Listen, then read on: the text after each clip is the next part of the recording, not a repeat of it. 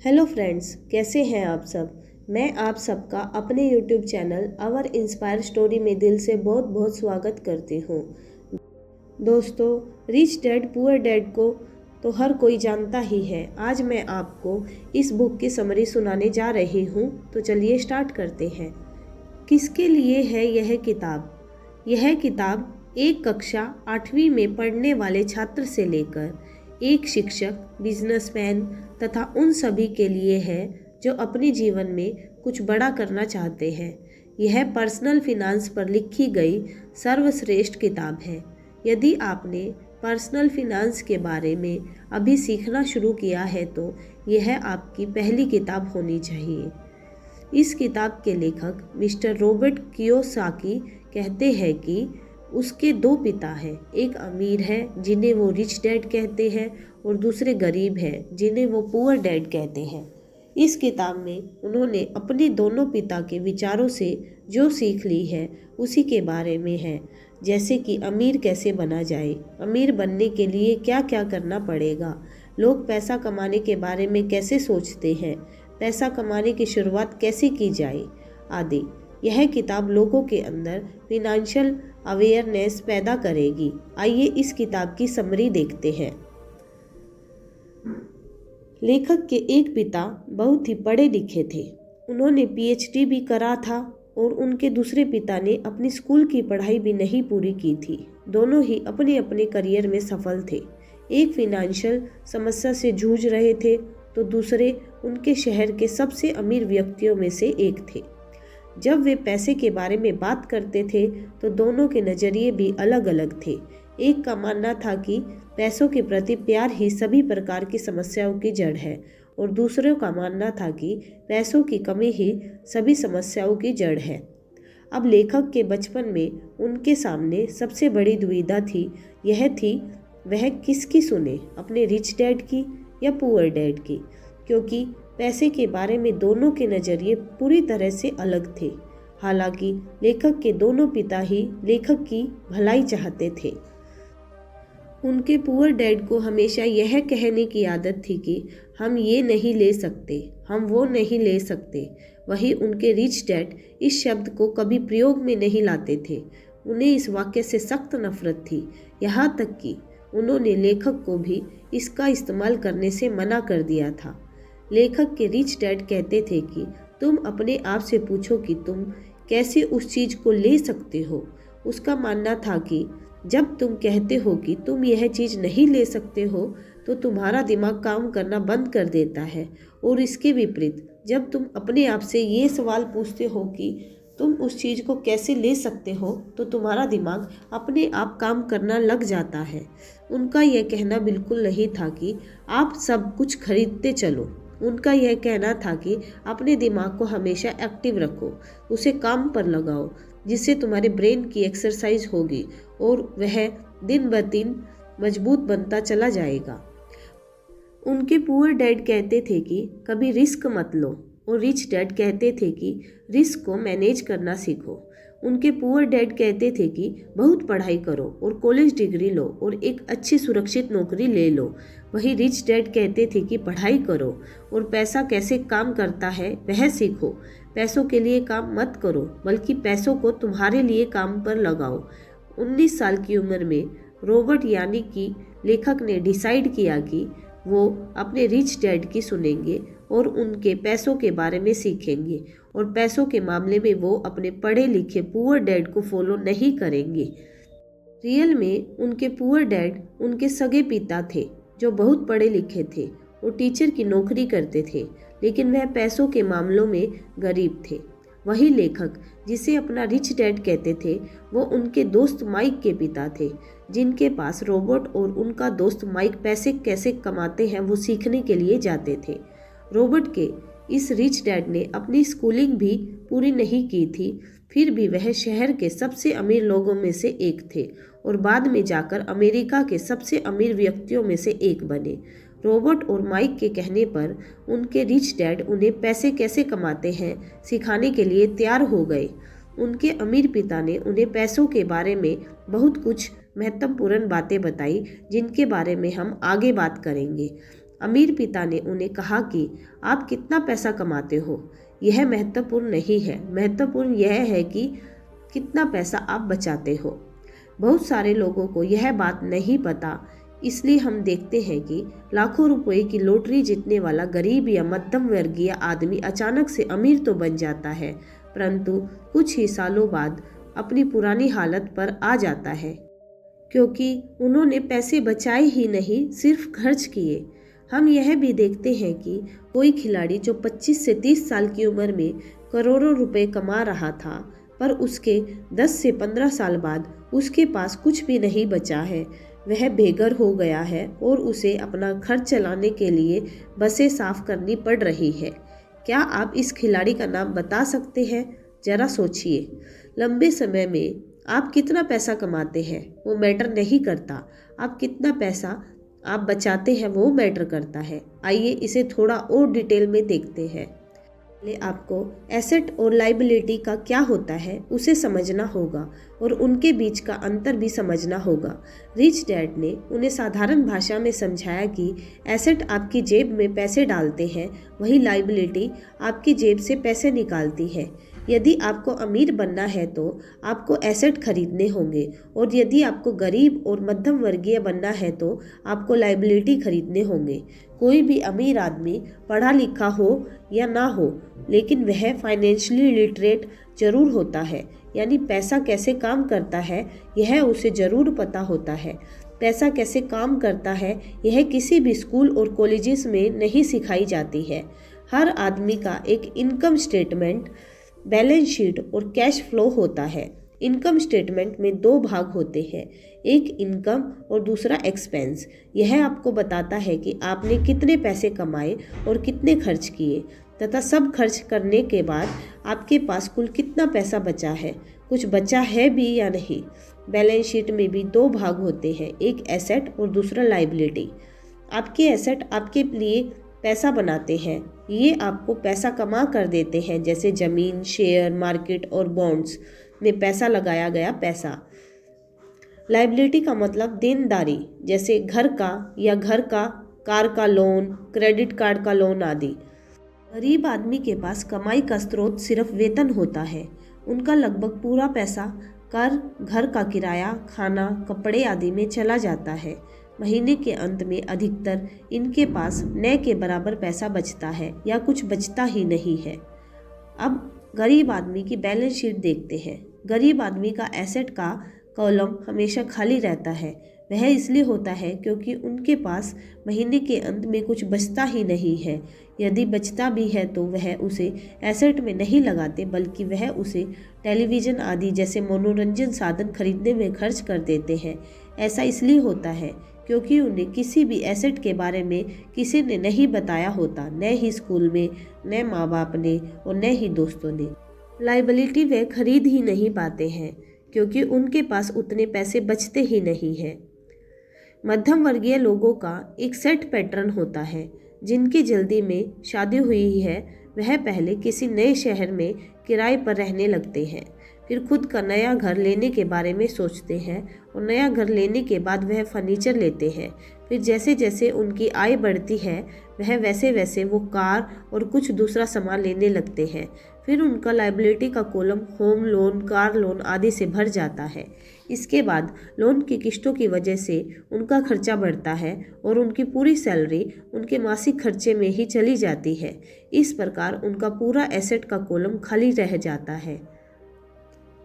अमीर आदमी के एसेट के लिए पैसा कमाते हैं। लेखक के गरीब पिता का लगभग सारी सैलरी उनके मासिक खर्चे में ही चली जाती थी, और उनके अमीर पिता कई सालों से एसेट में पैसा लगा रहे थे, जिसके कारण उनका एसेट कॉलम उनकी लाइबिलिटी से बहुत बड़ा हो चुका था, जो अब उनके एसेट उनके खर्चे से ज़्यादा पैसे बना रहे थे।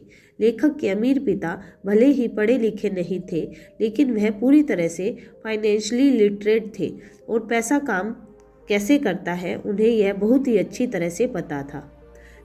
चाहे आदमी गरीब हो या अमीर, उसे पैसा तो कमाना आता है, लेकिन उसे पैसे को मैनेज करना नहीं आता। उन्हें बहुत हार्ड वर्क करना तो आता है, लेकिन अपने पैसों से हार्ड वर्क करवाना नहीं आता। वह बस खुद ही काम करते रहते हैं, अपने पैसों को काम पर नहीं लगाते हैं। जैसे जैसे उनकी कमाई बढ़ती है उसी के अनुपात में उनके खर्चे भी बढ़ते रहते हैं और उन्हें लगता है कि ज़्यादा पैसा आने से उनकी सारी समस्या का समाधान हो जाएगा। इसीलिए वो लगातार अपनी सैलरी बढ़ाने के लिए मेहनत करते रहते हैं, चाहे उनका वेतन कितना भी बढ़ जाए, और उनकी आर्थिक समस्या कभी ख़त्म नहीं होती। वह यह कभी नहीं समझते कि उनकी असली समस्या यह है कि उनके पास जो पैसा है उसे वह खर्च कैसे कर रहे हैं, उसका उपयोग कैसे कर रहे हैं। यह समस्या फाइनेंशियल लिटरेसी की वजह से है। सबसे पहली बात जो आपको माननी चाहिए कि वह सबसे पहले खुद को पे करो। जो भी पैसा आप कमाते हैं उसमें से कुछ हिस्सा अपने लिए रखो, यानी कि अपने लिए पैसे बचाओ और उन बचे हुए पैसों से ऐसे एसेट खरीदो जो आपके लिए पैसा बना सके, यानी आपको पैसा कमाकर दे सके। अमीर और गरीब लोगों ने सबसे बड़ा अंतर यह होता है कि गरीब लोग पहले सब पैसे खर्च लेते हैं, फिर आखिर में अपने लिए रखने को सोचते हैं, जिसकी वजह से ज़्यादातर समय वह अपने लिए कुछ भी नहीं बचा पाते और अंत में न ही वह उसे किसी एसेट में निवेश कर पाते हैं। वहीं अमीर लोग सबसे पहले अपने लिए पैसा बचाते हैं और उसके बाद अपने खर्चे करते हैं। यह करने के लिए बहुत ही प्रयास और सेल्फ डिसिप्लिन की ज़रूरत पड़ती है।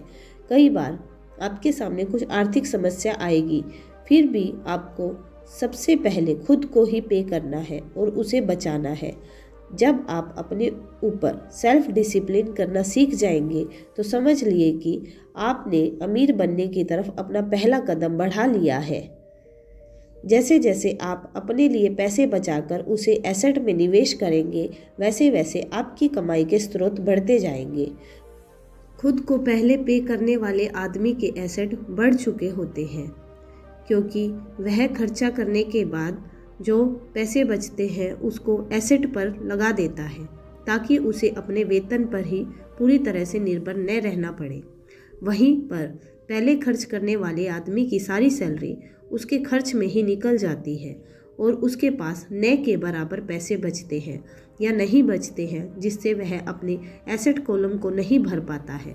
यहाँ सबसे महत्वपूर्ण बात यह निकल कर आती है कि अमीर लोग सबसे पहले एसेट वाले कॉलम पर फोकस करते हैं और गरीब लोग इनकम स्टेटमेंट पर फोकस करते हैं। अमीर लोग अपना पैसा को बिजनेस, शेयर, सरकारी बॉन्ड और रियल एस्टेट में निवेश करते हैं। वह कई और जगह भी पैसा लगाते हैं जहां से उन्हें एक रेगुलर इनकम मिलती है। उनका यह निवेश उनके लिए एसेट है जो उनके लिए पैसा कमाते हैं।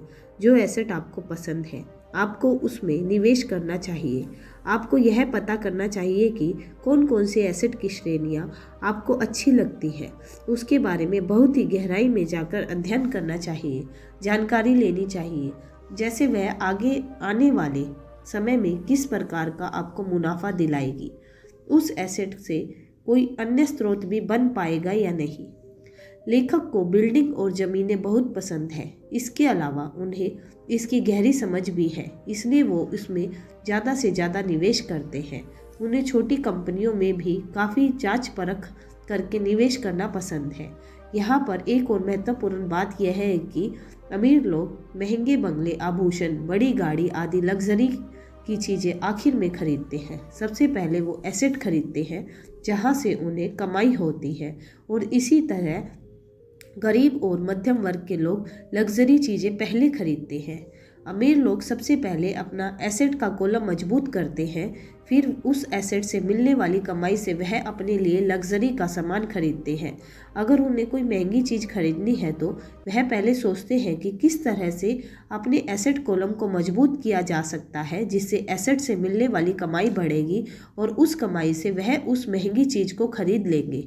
वह लगातार अपने दिमाग का उपयोग करते हैं, उससे एक्सरसाइज कराते हैं, जिससे उन्हें पैसे कमाने के नए नए विचार मिलने लगते हैं। इस तरह वह लग्जरी का सामान खरीदने से पहले वह अपनी कमाई तथा उसके स्रोत बढ़ाने के बारे में पहले सोचते हैं।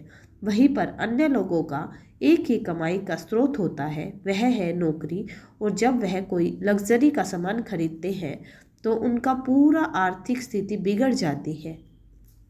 जिन गरीब या मध्यम वर्गीय लोगों की लॉटरी लगती है वह भी अपनी एसेट पर निवेश करने के बजाय खर्चे बढ़ाते जाते हैं। इस तरह कुछ साल के बाद फिर से उनकी पुरानी आर्थिक स्थिति पर आ जाते हैं। यहाँ पर इनकम समस्या नहीं है, समस्या यह है कि उनका प्रबंधन यानी मैनेजमेंट, यानी कि आप किस तरह आप उन पैसों का उपयोग कर रहे हैं। अमीर लोग और अमीर बनते जा रहे हैं और गरीब लोग और गरीब बनते जा रहे हैं और मध्यम वर्गीय संघर्ष कर रहे हैं, क्योंकि पैसों के बारे में हमारे यहाँ स्कूल, कॉलेज और घरों में नहीं सिखाया जाता। हमारे स्कूल और कॉलेज में हमें सिर्फ प्रोफेशनल स्किल के बारे में सिखाया जाता है, हमें फिनेंशियल स्किल के बारे में नहीं सिखाया जाता। इसलिए आज doctors, engineers, managers and pilot आदि जिन्होंने अपने स्कूल और कॉलेज में अच्छे मार्क्स लाए थे, वो आज अच्छी सैलरी होने के बाद भी फिनेंशियली स्ट्रगल कर रहे हैं। आपके पास हमेशा मल्टीपल इनकम सोर्सेस होने चाहिए। अधिकतर लोगों का एक ही कमाई का साधन होता है, जो कि सैलरी है। वह कहते हैं कि वह बहुत सुरक्षित जीना चाहते हैं, इसलिए वह अपनी सैलरी पर ही निर्भर रहते हैं। पर वह यह नहीं समझ पाते कि एक ही कमाई के स्रोत पर निर्भर रहना कितना बड़ा जोखिम है। इनकम सोर्स 3 प्रकार का होता है। ऑर्डिनरी मतलब आपकी सैलरी, पैसिव मतलब रियल एस्टेट आदि से कमाया गया पैसा, यानी जहां से आपके न रहने और न ध्यान देने पर पैसा आए। पोर्टफोलियो मतलब शेयर बाजार और सरकारी बॉन्ड से कमाया गया पैसा। आज के समय में दुनिया के सबसे अमीर आदमी, अमेज़न के संस्थापक श्री जेफ बेजोस और दुनिया के सबसे महान निवेशक Shri Warren Buffett portfolio income की वजह से अमीर बने हैं। वहीं अगर बात करें अमेरिका के राष्ट्रपति श्री डोनाल्ड ट्रंप और इस किताब के लेखक श्री रॉबर्ट के, तो वो पैसिव इनकम की वजह से अमीर बने हैं। लेखक के रिच डैड हमेशा कहते हैं कि तुम्हें अपने ऑर्डिनरी इनकम सोर्स को जल्द से जल्द पैसिव इनकम या पोर्टफोलियो इनकम में बदल देना चाहिए, यानी अपना पूरा ध्यान एसेट का कॉलम बढ़ाने पर देना चाहिए। लेखक के रिच डैड हमेशा चाहते हैं कि तुम्हें अपने ऑर्डिनरी इनकम सोर्स को जल्द से जल्द पैसिव इनकम या पोर्टफोलियो इनकम में बदलना चाहिए, यानी अपना पूरा ध्यान एसेट का कॉलम बढ़ाने पर देना चाहिए। अगर आपके पास अच्छे अवसर या आ रहे हैं लेकिन आपके पास पैसा ही नहीं है, या अवसर आपके सामने है लेकिन आपको दिख नहीं रहा है, तो उसका मतलब है कि आपके पास फिनेंशियल इंटेलिजेंस नहीं है। दिमाग हमारा सबसे पावरफुल एसेट है। अगर उसे हम अच्छे से ट्रेन करते हैं तो आपको कई अच्छे अवसर ढूंढने में और अच्छे अवसर उत्पन्न करने में मदद मिलेगी, जिससे आप बहुत अच्छी कमाई कर सकते हैं। Focus on learning not earning. आपको लर्निंग पर फोकस करना होगा, अपने दिमाग को फिनेंशियली ट्रेड करना होगा। आपका माइंड फाइनेंशियली ट्रेंड होगा तभी वह एक फाइनेंशियली अवसरों को देख पाएगा। कोई भी चीज़ सीखते हुए आपको अपना माइंड खुला रखना चाहिए। आज के समय में बहुत सारे लोग जब आपके सामने कोई नया विचार आता है तो उसे सही से नहीं सुनते या अनसुना कर देते हैं। वहीं पर जो सही में बुद्धिमान होते हैं वह नए विचारों का खुले मन से स्वागत करते हैं, उसे तुरंत नोट कर लेते हैं। वह बोलने से ज़्यादा सुनने पर फोकस करते हैं। आज के समय में जो अलग अलग एसेट हैं, जैसे कि ज़मीन, शेयर बाजार, सरकारी बॉन्ड जैसे बिजनेस आदि, आपको किसी में भी निवेश करने से पहले अपना दिमाग खुला रखकर उसका अध्ययन करना होगा। जो लोग लर्न की जगह अर्न पर फोकस करते हैं वह पैसा तो कमाते हैं लेकिन उसे अच्छी तरह से मैनेज नहीं कर पाते, फिर आगे चलकर किसी न किसी फाइनेंशियल समस्या में फंसते रहते हैं। फाइनेंशियल नॉलेज न होने के वजह से लोग अपने आसपास चल रही जल्दी से अमीर बनने वाली किसी योजना में किसी के कहने पर पैसा लगा देते हैं, फिर उसके बाद वह कंपनी उनका पैसा लेकर भाग जाती है। इसलिए लेखक के लिए रिच डैड ने उनसे कहा है कि पहले अर्निंग पर ध्यान देना चाहिए, बाद में अर्निंग पर। फाइनेंशियल लीडिंग आजीवन चलने वाली प्रक्रिया है। जब भी तुमसे गलती होती है तो तुम उससे सीखो और अगले समय वह गलती न करो। गलतियों से बिल्कुल न डरो। जब कोई जीतने के लिए खेलता है तो उससे गलतियां होती है, लेकिन सबसे महत्वपूर्ण है कि उस गलती से सीख कर आगे अच्छा करना। रिच डैड ने लेखक को रिस्क मैनेजमेंट सीखने को कहा। इस संदर्भ में मिस्टर वॉरेन बफे ने कहा है कि risk come from not knowing what you are doing. आप क्या कर रहे हैं यदि आपको वह पता नहीं है तो वह जोखिम है। यदि आप गाड़ी चला रहे हैं और आपको गाड़ी चलाना ही नहीं आता तो वह रिस्क है। इसको कम करने के लिए पहले आपको गाड़ी चलाना सीखना होगा।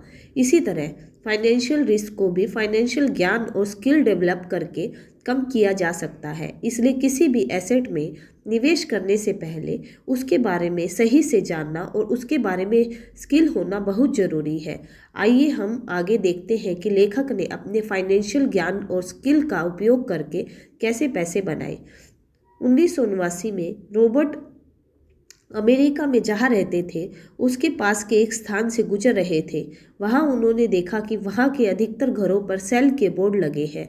उस समय अमेरिका में मंदी आ गई थी, शेयर बाजार टूट चुका था तथा वहाँ के रियल एस्टेट का बाजार भी बहुत ही खराब हालत में था। उन्होंने देखा कि वहाँ पर एक घर के नोटिस बोर्ड पर बहुत दिनों से सेल का बोर्ड लगा हुआ था। तब वह उस घर के मालिक से बोला। उन्होंने उसे मालिक से पूछा कि यह घर कितने में बेच रहे हो।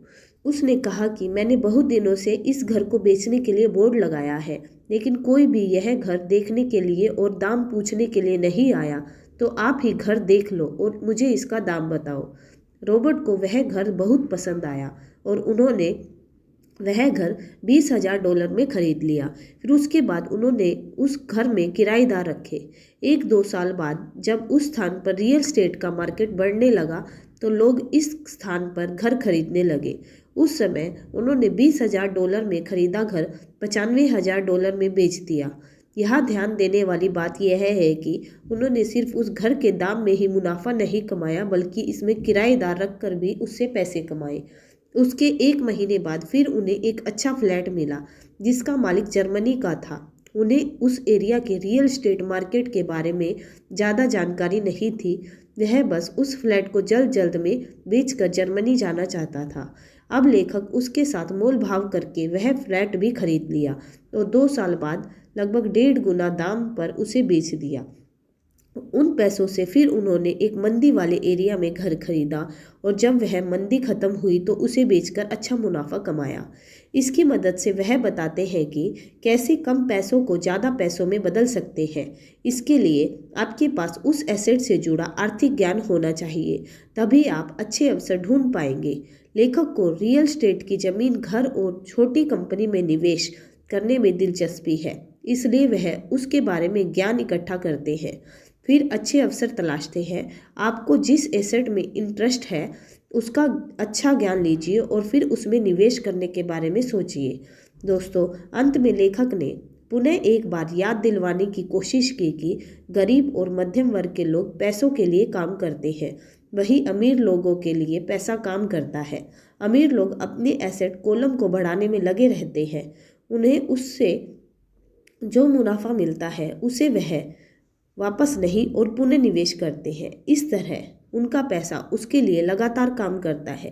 किसी भी एसेट में पैसा लगाने से पहले उसमें जिन लोगों ने निवेश किया है उनमें मिले जो लोग उनसे निवेश करके सफल हुए हैं। यदि उनसे मिलना संभव नहीं है तो उनके बारे में पढ़ें और उस एसेट के बारे में गहन ज्ञान हासिल करने का प्रयास करें। दोस्तों, यह थी रिच डैड पुअर डैड की हिंदी में समरी। आपको इस किताब में दिए गए नियमों को अमल में लाना होगा, तभी जाकर आप जल्दी अमीर बन जाएंगे। अब यह आपके हाथ में है कि आप जो पैसा कमाते हैं उसे पूरा खर्च करते हैं या सबसे पहले खुद को पे करके उसे बचाकर सही जगह पर निवेश करके अमीर बनते हैं। तो दोस्तों, आपको हमारी ये वीडियो कैसी लगी आप हमें कमेंट करके ज़रूर बताइएगा। अगर आपको हमारी ये वीडियो अच्छी लगी है तो अपने सभी दोस्तों के साथ शेयर भी कीजिएगा। तो चलिए मिलते हैं अपनी नेक्स्ट वीडियो में एक नई कहानी के साथ। तब तक के लिए बाय।